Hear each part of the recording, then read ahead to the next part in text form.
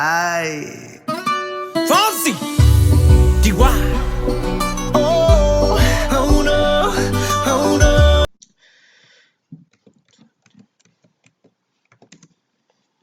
Okay, waxaan bilaabanaa aynu ka sheekeynaynaa maanta aynu ka hadli doonaa Linuxkeeni. Linuxka waxaan isku dayeynaa cashirkii ugu horreeyay inaynu maanta ka hadalno. Hore waxaynu kasoo hadalnay sida loo sameynayo installationka oo waynu isla soo fahnay installationka sida loo sameynayo marka Linuxka la joogo. Okay, kan aynu isticmaalayna haddii aynu kusoo celino wuxuu yahay waxa weeye waa virtual machine. waxaa jira iyaguna qaab kale loo isticmaali karo dual boot oo noqonaya dual boot oo inaad computerkaaga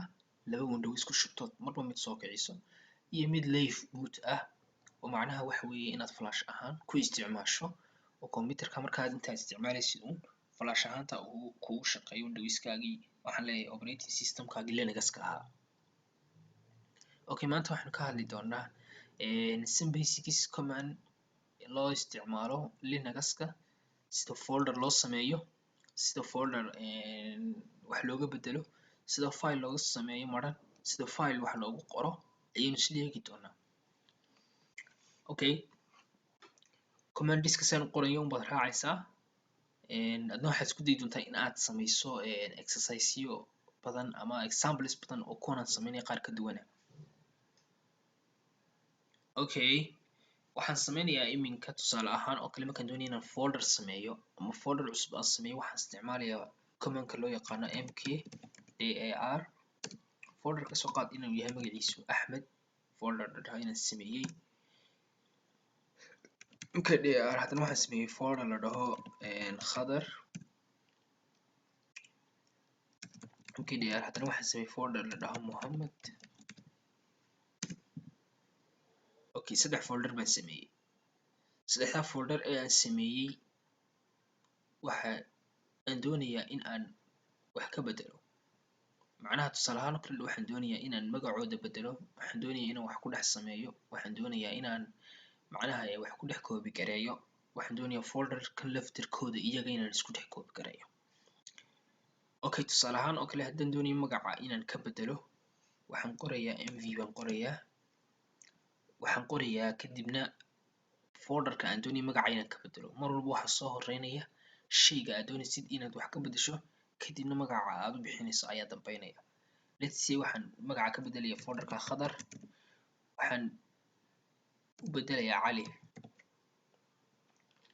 Just an example. Okay, folderkii cali maxaa isku bedelay folderkii khadarna u qornaa haddaad xagga desktopka ka arkayso waxa uu noqday cali. Okay,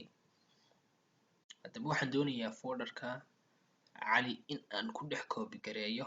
folderka loo yaqaano Axmed. waxaan qorayaa cb markaan qoro waxaan qorayaa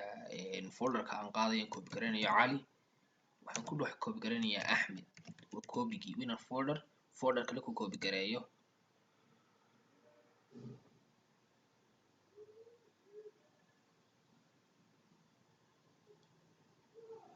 aan ku copy gareeyo. Okay, waa uu diiday.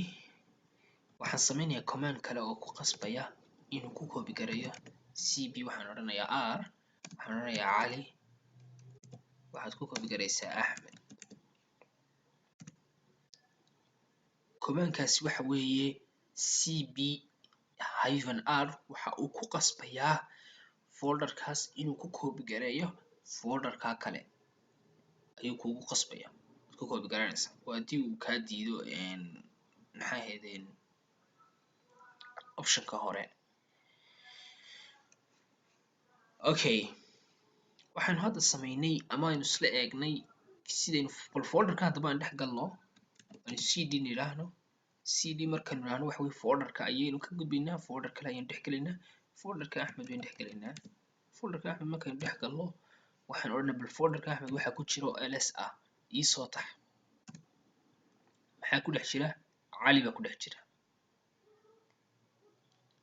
Okay, waxaan doonayaa caliga ku dhex jira folderkaas maadaama ku copy gareeyay inaan iska delete gareeyaan doonaya. markaan doonayo folder kale ku dhex jira markaan delete garanayo waxa la doonayaa inaan folderka galo kadib folderka marka aan galo sida caadiga dee windowska waan isticmaalo folderka markaan galo ayaan delete garanaya laakiin anigoo dibadda ka jooga let's say cd aan idhaaho aan ka baxo iminka anoo ka baxsan folderka axmed ee halkaa ii yaala ma delete garayn karayo waxa ku dhex jira anigoo isticmaalaya maahan option kale anoo isticmaalaya maahan aan xagga dambe ka arki doono laakiin marka doonta isaga waxa ku dhex jira inaynu format garayno ama aynu delete garayno sorry waxaynu sameynaynaa cd oo ah change directory macnaha directory-gana ku jira iyo bedel oo desktop-kan hadda ku jira marka waxaan gelayaa axmed marka aan galo waxaan odhanayaa ls si aan u ogaado bal waxaan inuu wax ku jiran yahay in kale ls haa cali baa ku jira cali waan delete garanaya rmdir baan odhanayaa cali okay cali marka waa layga saaray si aan u ogaado cali in layga saaray iyo in kale waxaan taabanayaa ls cali waa layga saaray iguma jira cali marka iminka waxaan aragnay sidaynu folder u sameynayno sidaynu folder kale u copy garanayno waxaynu kaloo aragnay sidaynu maxay ahayd folderkii aynu ku copy garaynay aan u delete garanayno folderkii ku jiray okay cd iyo laba dhibcood iyadu waxay qabataa cd markaad tiraahdo space baxdo laba dhibcood aad taabato waxay qabanaysaa inaad directory-gaad ku jirtay aad ka baxdo macnaha previous directory kasii horeeyay ayuu ku geynaya okay waxaynu hadda sameynaynaa haddaba waaye sidee baynu u delete garayn karaynaa weli delete-kii baynu ku jirnaa sidee baynu u delete garayn karaynaa folders isku dhex jiro let's say foldero badan ayaa isku dhex jira oo folder kale kusii dhex jira marka waxaan odhanayaa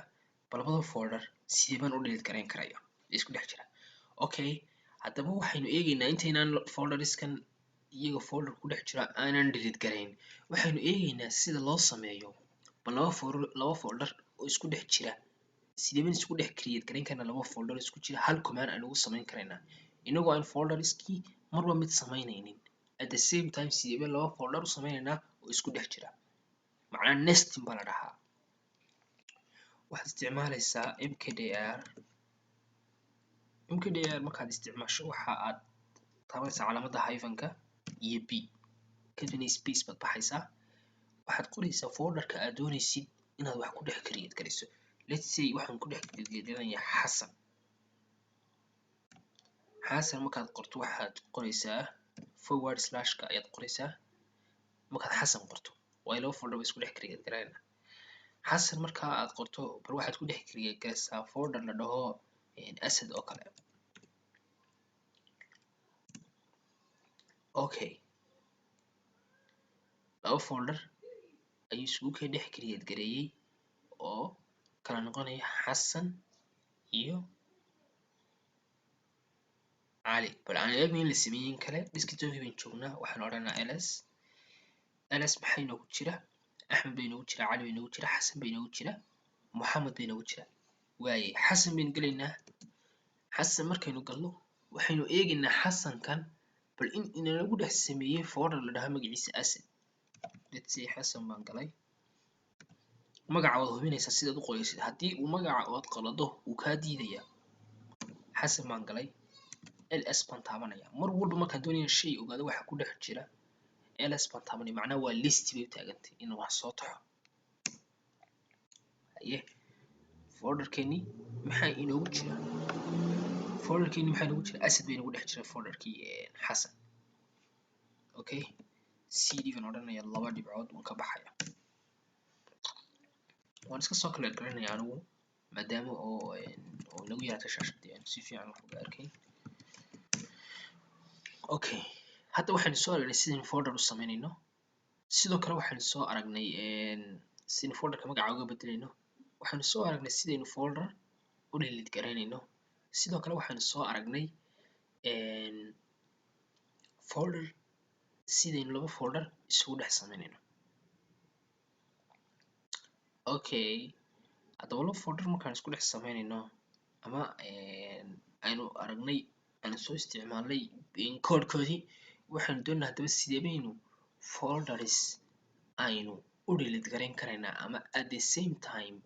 waxyaabaha ii yaala shaashada oo dhan markaan doonayo shaashada shayadaas oo dhan oo ii yaala intaan marba mid qori lahaa oon odhan lahaa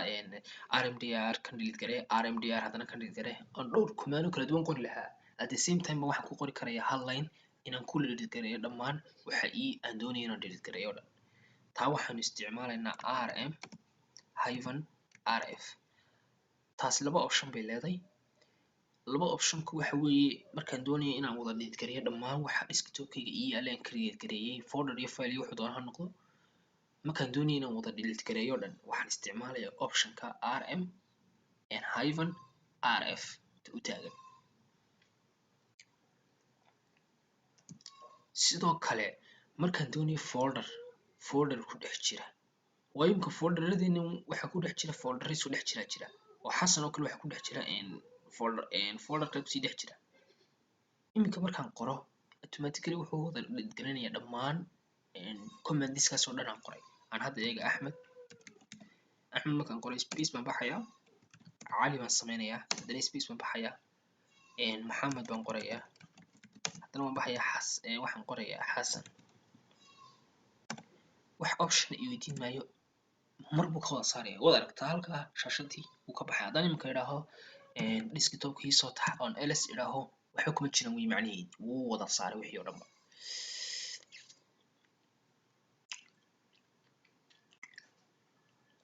waynu fahnay ayaynu filaynaa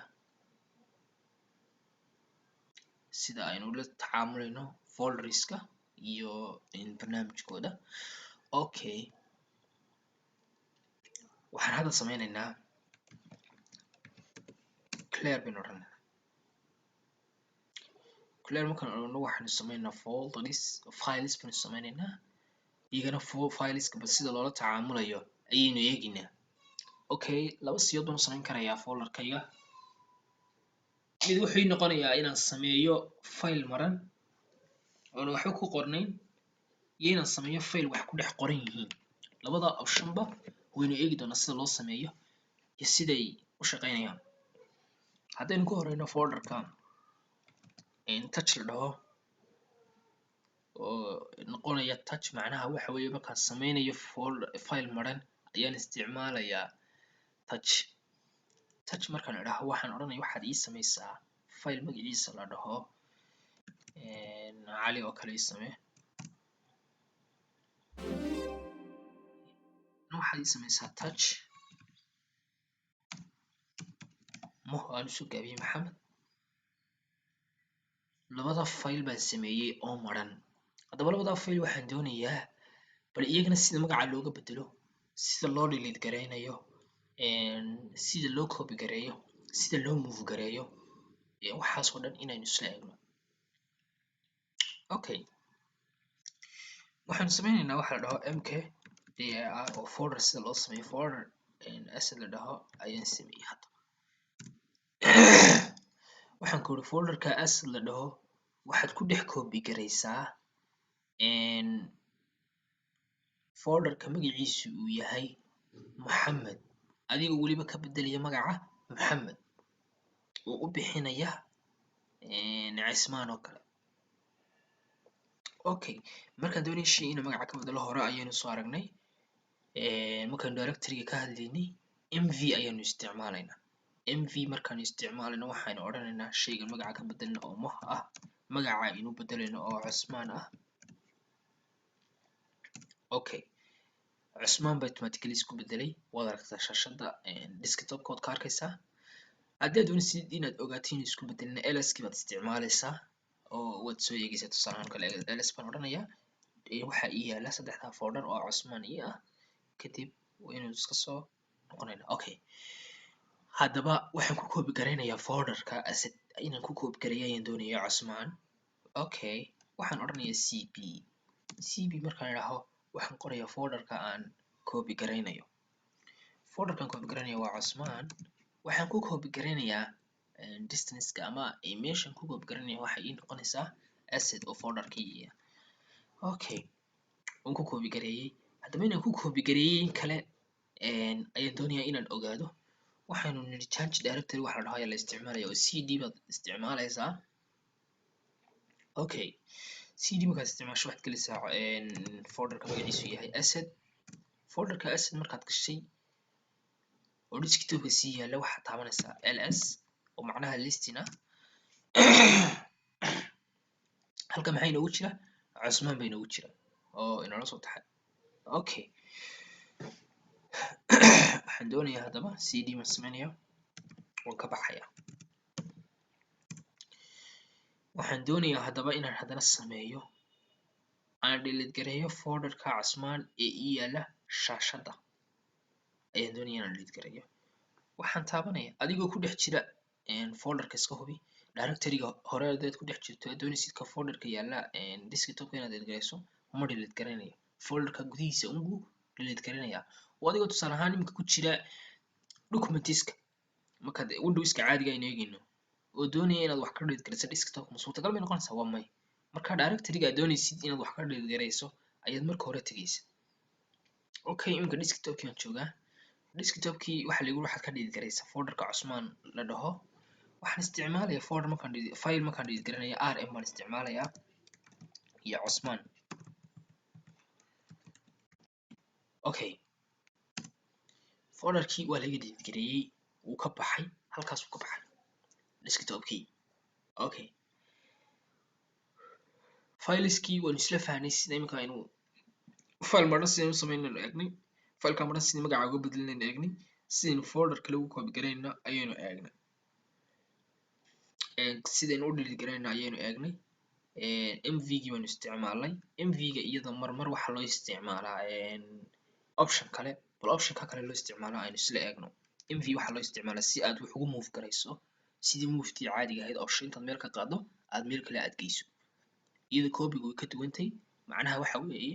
desktopka xagaynu kaga arkin markaynu copyga samayno waayo copyga markaan samayno macnaha waxa weeye shaygaygan originalkiisu waa ii yaallo ee copyga samay. moveguna waxa weeye shaygan laftirkiisa ii qaad maca wixiisa oo dhan ii wada qaad maca kii originalka aan qaadana marka way yar kala duwan yihiin. mv baan qorayaa. mv markaan qoro waxaan qorayaa cali markaan qoro waxaan qorayaa asset oo macnaha folderkii iyo option commandka hadda aan qoray macnihiisu waxa weeye ii move garee oo waxaad iigu move gareysaa filekaygan folderka magaciisu uu yahay asset. okay folderkii halkaa inooma yaalla iminka waynu aragnaa soo ma halkaa iminka inooma yaallo macnaha waa la qaaday. okay bal in la move gareeyey in kale inaan ogaado markaan doonaya waxaan odhanayaa cd asset waan gelayaa ls baan odhanayaa maxaa iigu jira cali baa iigu jira iyo cusmaan baa iigu jira. okay markaan iminka doonayay folderkaas aad doonaysid tusaale ahaan kale inaad delete gareyso folderka ay wax ku jiraan waxaad hubinaysaa inay folderka wax ku jiraan iyo in kale haddii uu kaa diido inaad ku delete gareyso rmdr ama rm inaad ku delete gareyso waxaad isticmaalaysaa qaybtii hore aan kusoo sheegay ee noqonaysay rm hyphen rf oo macnaha forcing bay iyada samaynaysaa wixiiba khasab bay kaga saaraysaa. okay cd iyo laba dhibcood horeynu soo sheegnay cd iyo laba dhibcood waa change directory ee loo isticmaalaa. marka cd markay laba dhibcood la socoto waxa weeye macnaha meeshan ku jiro iga saar directorygan ku jiro directory kaligeed igee. markaan cd kaliya aad isticmaalaya macnaheedu waxa weeye shay baan doonaya inaan galo macnaha meel baan doonaya directory inaan galo. okay iminka waan kasoo baxay directorygii asset waxaan ku jiraa directoryga desktopka. okay waxaan doonaya inaan iska delete gareeyo assetka halkaa ii yaalla. assetka waxbaa iigu dhex jira ogow rm baan odhanayaa hyphen rf asset automatically wuu iga delete gareynayaa. okay intaasaynu kaga baxaynaa file maran sida loo sameynayo. hadda waxaanu isla eegaynaa file sida loo sameynayo. file maxay ahayd wax ku dhex jiraan file wax ku dhex jiraan waxaynu isticmaalaa ereyga la dhaho cat oo concatenate laga soo kaabiyey. cat waxaanu isticmaalaa dhowr qaab oo kala duwan.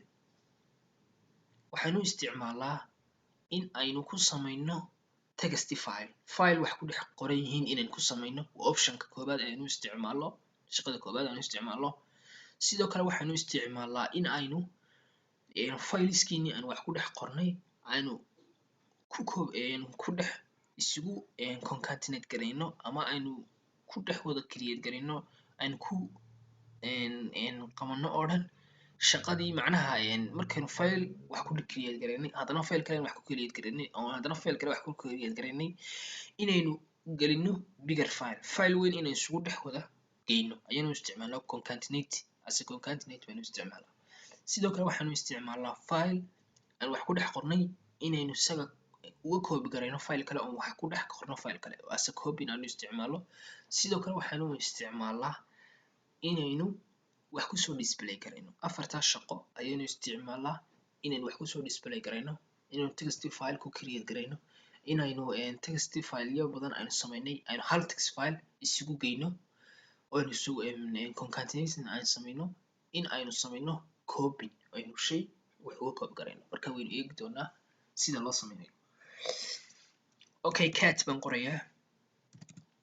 aan iska kala ergarayo cat ayaan qorayaa cat markaan qoro waxaan qorayaa calaamadda greater than oon baxaya fileka magaciisa ayaan samaynayaa let's say cali baan idhi waxaan ku dhex qorayaa cali waa arday wanaagsan intaa markaan qoro haddii aad doonaysid inaad line kale kusii darto ama aad line kale kusii kordhiso intaa baad odhanaysaa waad ku qoraysaa let's say aan mid kale ku dirno waa arday daal waa line labaad okay labada line aan ku daysano labada line markaynu ku daysano waxaan hoos bin enter bayn taabanaynaa enter marka aynu taabano laba option baad leedahay inaad taabato control iyo z ama inaad taabato control iyo d labadaba macnaha wuu terminate garaynaya okay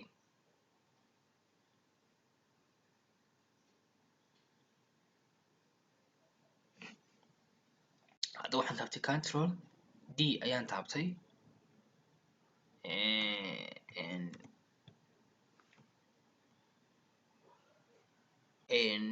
markaad joojinaysid okay right control d baad taabanaysaa ama waxaad taabanaysaa control z ayaa taabanaysaa okay iminka filekayga wax waa laygu dhex qoray sidee baan ogaan karaa filkan berin waxay igu dhex qoran yihiin waxaan odhanayaa cat baan odhanayaa cat markaan dhaho cali baan odhanayaa maxaa igu dhex qoran waxaa igu dhex qoran cali waa arday wanaagsan waa arday dadaal badan marka laba option baad leedahay inaad taabato markaad enter tiraaho okay example kalenu eegnaa example kan waxaan odhanaa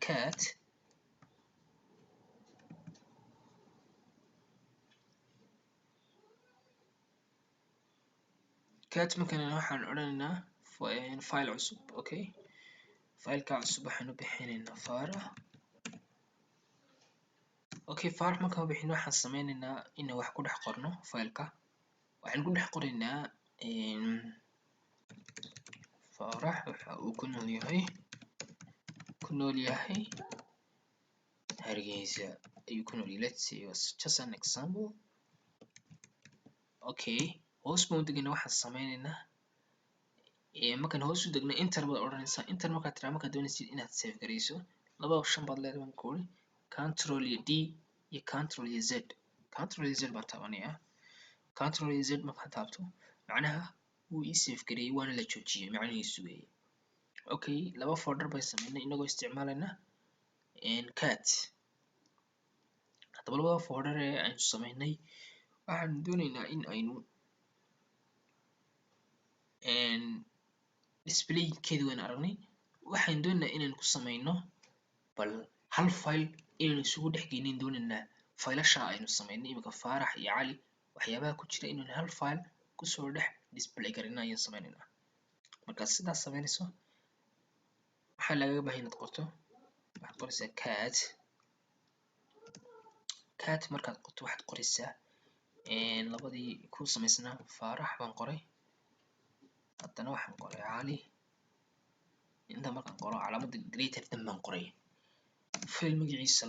loo yaqaano waxaan odhanayaa khadar iyo wada concatenate garay macnaha faylka ii wada geli macluumaadka ku dhex jira oo dhan labadan shay enter baan taabanayaa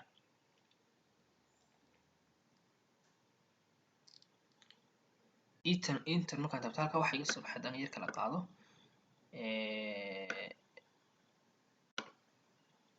khadar baa halkaa ii yaala okay haddaba si aan u ogaado in shaygii aan ku concatenate gareeyey iyo in kale waxaan odhanayaa cat markaan idhaaho waxaan qorayaa khadar waxaa iga soo baxaya dhammaan labada folder wixii ku jira oo dhan baa iga soo baxay waayo concatenating baan sameeyey oo waan ku concatenate gareeyey file ayaan wixii ku jira oo dhan isugu wada geeyey okay qaybta ugu dambeysa waxa weeyaan sida loo copy gareynayo filekiina wax ku dhex qornay oo call text-ka ahaa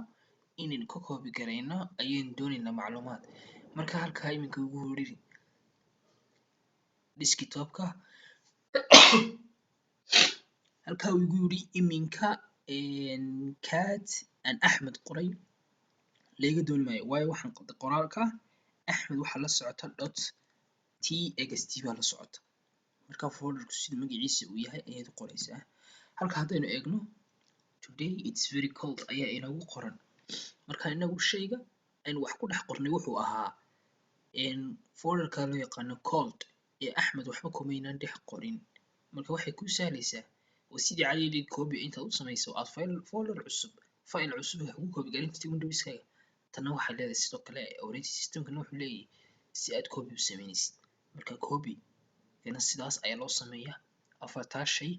ayaa loo isticmaalaa cat-ka oo aanu kasoo hadalnay ka ugu horeeya sida text file loo sameynayo ka ku xiga uu yahay sida wax loo soo display gareynayo ka ku xiga uu yahay concatenating inaynu sameyno oo fileskii aynu sameynay hal file macluumaadka wada isugu geyno iyo sidaynu copy u sameynayno oo tan halkan ugu dambeysay ahayd intaynan halkaa ka bixin waxaan kusoo gabagabeynaa hal example halkaa example oo inoo noqonaya backwardka cat oo noqonaya tag bal waxaad u akhridaa khadar wuxuu inoo soo saaray tag wuxuu inoo soo saaray macluumaadkii khadar ku jiray oo xagga ugu dambeysay laga soo bilaabay cat iyo tag waxay ku kala duwan yihiin macnaha markaad doonaysid inaad waxaaga u samayso ascending iyo descending oo kale la macnatay oo shay marka hore xagga hore kasoo bilow iyo mid xagga dambe laga bilaabayo marka tag